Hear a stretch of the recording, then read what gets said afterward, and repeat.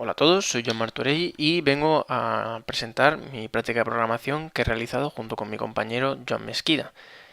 La práctica consiste en el famoso juego del Buscaminas, el cual aquí tenemos. Como podemos ver, se juega exactamente igual. Si pulsamos en una de las bombas, de las 10 bombas que hay en las 81 casillas, nos sale un mensaje de has perdido.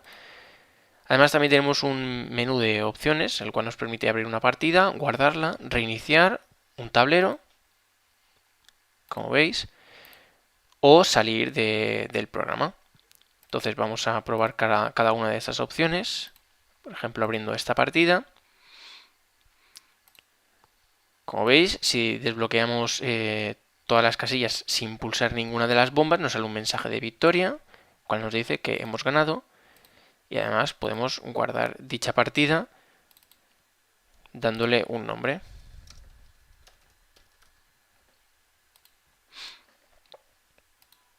Podemos reiniciar, otra vez abrir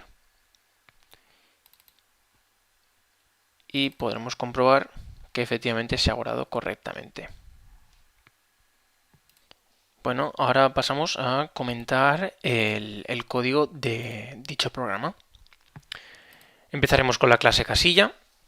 Es una clase serializable que nos da el ancho del tablero, que van a ser 9 casillas, el alto, otras 9 casillas y el número de bombas, y sus getter y setters correspondientes. Después tenemos la clase tablero. Como podéis ver, es clase hija de JPanel y además serializable. Esto lo necesitamos para guardarlo en memoria secundaria. Los atributos de la clase son un objeto casilla, una matriz de botones, una matriz de números llamada etiquetas, que van a ser el estado de todos los botones. De hecho, -2 va a representar una casilla vacía, -1 una bomba, 0 que es una casilla tapada y del 1 al 8 el número de bombas que hay alrededor. El número -3 lo reservamos para cuando la casilla hay una bomba que ha sido explotada. Por último, también tenemos una matriz de JLabels. El primer método consiste en crear tablero. Es un doble for por el cual colocamos todo el valor de todas las etiquetas a 0, es decir, el botón está tapado, instanciamos los botones y los JLabels y llamamos al método pintar. Posteriormente le damos al valor de la etiqueta el -2, añadimos al botón el JLabel y añadimos dicho botón al JPanel del tablero. Bueno, además al botón le añadimos un Action Listener por el cual si es pulsado el botón, llamamos al método destapar botón pulsado. Aquí tenemos al método poner bombas. Este método, como bien indica el nombre, coloca las bombas. Por lo tanto, tenemos aquí un objeto random, 2 enteros y un índice. El índice lo utilizaremos para saber cuántas bombas hemos colocado. Además, tenemos también una matriz de booleanas que se llama bomba usada para controlar si hemos usado una bomba ya en esa casilla. Bueno, lo primero que hacemos es poner todas las bombas usadas a false, lo que quiere decir que no hay ninguna casilla con bomba. En este bucle lo que comprobaremos es que mientras el índice sea distinto al número de bombas, que recordemos es 10, pues daremos un número aleatorio a X y un número aleatorio a Y para obtener una casilla aleatoria. Este bucle es para comprobar que en la casilla que nos ha salido no hay ya una bomba. En ese caso, en el que hubiera una bomba, elegiríamos otra casilla completamente nueva. Al colocar la bomba, ponemos bomba usada true, cambiamos el valor de la etiqueta a -1, que indica que hay una bomba, y aumentamos el índice. Y esto se repetirá hasta que se hayan colocado las 10 bombas. Aquí tenemos el método poner números, que únicamente va recorriendo la matriz y va contando el número de bombas alrededor de cada una de las casillas. Al final de todo, lo que hace es darle valor a las etiquetas y lo iguala al índice de la casilla. Por ejemplo, si una casilla tiene alrededor 3 bombas, se le asignará el número 3. Además, tenemos algunas condiciones especiales, ya que, por ejemplo, las casillas que están más arriba del todo, no podemos comprobar su casilla norte, ya que nos daría un valor -1. Por lo tanto, tenemos que asegurarnos de que esto no ocurre, ya que si no podría darnos un error. Aquí tenemos el método destapar botón pulsado, que únicamente da al botón que pasamos por parámetro, le damos false al set enable, lo pintamos y comprobamos si es un -2. En el caso de ser un -2, destapamos alrededor. En cambio, si es un -1, quiere decir que es una bomba, por lo tanto le damos el valor -3 y lo destapamos todo. Por último, llamamos al método victoria. Aquí tenemos el método destapar alrededor,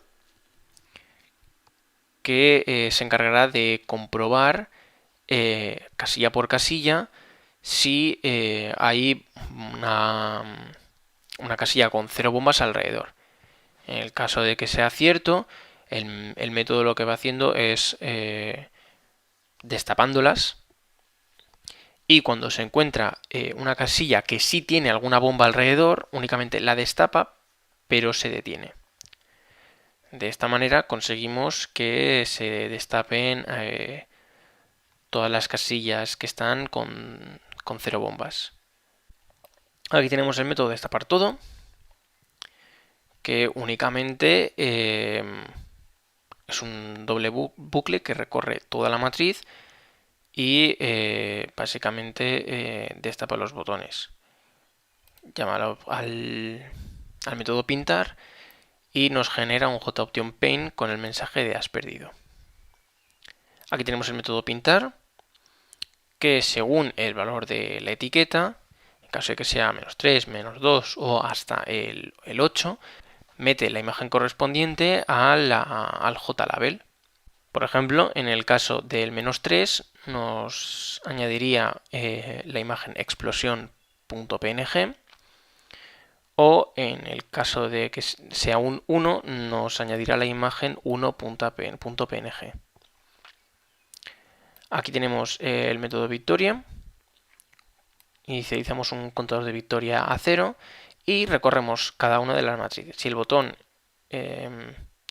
está destapado, aumentamos el contador de victoria. Después comprobamos si el contador de victoria es igual al número de casillas totales menos el número de bombas. Si es así, significará que no hay más casillas por destapar, exceptuando las de las bombas, lo que significa que el jugador ha ganado, por lo tanto se despliega este JOptionPaint con el mensaje has ganado. Aquí tenemos el método reinicio, que únicamente es un doble bucle que elimina cada uno de los botones. Llama al método crear tablero, pone las bombas y pone los números. Aquí tenemos el método abrir fichero, al cual nos pasan un tablero por parámetro, y es el que utilizaremos para, una vez leído un tablero de memoria secundaria, cargarlo en la clase actual. Aquí lo que hacemos es, como bien hemos dicho, cargar el valor de todas las etiquetas del tablero que hemos leído a las etiquetas de la clase.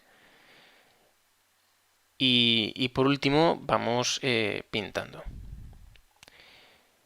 Bueno, nos queda por último comentar la última clase, que es la clase principal.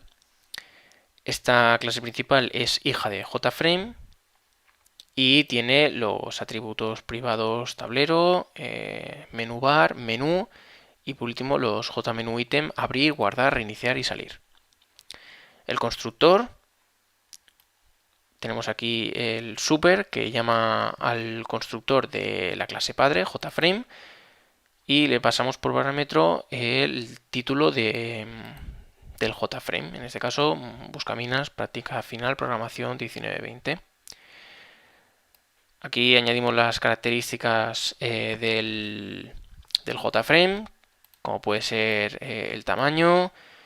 Aquí cambiamos el gestor de diseño. Indicamos que no sea redimensionable, su localización y su operación al salir. Aquí vamos al método inicializar componentes, por el cual instanciamos el JMenuBar y lo añadimos al JFrame. Instanciamos el JMenu y añadimos dicho menú al menú bar. Y bueno, aquí lo que nos queda es instanciar los JMenu item, pues el caso de abrir, guardar, reiniciar y salir. Y les añadimos su action listener, como puede ser el caso de abrir, que llamará al método abrir, guardar llamará al método guardar, reiniciar al método reiniciar y salir al método salir. Añadimos todos estos JMenu items al menú y aquí instanciamos el tablero. Le damos las características correspondientes y por último lo añadimos al JFrame. Después llamamos al método crear tablero, ponemos las bombas y ponemos los números. Ahora pasamos a comentar los métodos de los JMenu item. El método abrir, que nos genera un JFileChooser, por el cual podremos leer un objeto tablero y lo guardaremos en esta variable t que hemos creado aquí temporalmente. Llamamos al método reinicio y llamamos al método abrir fichero y le pasamos el tablero t que acabamos de leer. Aquí tenemos el método guardar. Al igual que el método abrir, generamos un JFileChooser por el cual podemos escribir un objeto tablero en memoria secundaria. Aquí tenemos el método reiniciar, que únicamente llama al método reinicio de la clase tablero, y el método salir, que mediante el system.exit0 detiene la ejecución del programa. Por último, el mainStringArgs, que es por donde arranca el programa. Instanciamos la clase y por último indicamos que sea visible para el usuario.